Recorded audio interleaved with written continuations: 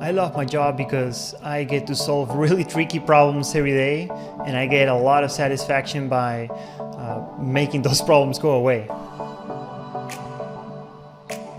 The most important thing in machine learning engineering is to get models into production. If you're able to do that in a reliable way that can be repeated, then that's a recipe for success. I think the ability to construct a pipeline that delivers a production model is really enticing, and being able to leverage the cloud, like in this case we're doing with Azure, is tremendous. Like, the cloud gives us opportunities today that we didn't have like a few years ago, and I'm particularly excited about auto ML or auto machine learning, which will allow us to determine what is the best algorithm for a trained model. Automation is at the core of everything that I do, and it's one of the core principles of DevOps, and applying that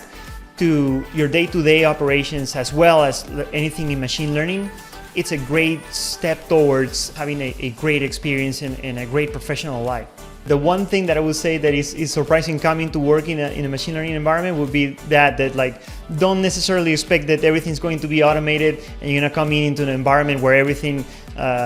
is set such that models are getting shipped into production in a very resilient and reliable way. Machine learning operations, or operationalizing machine learning, is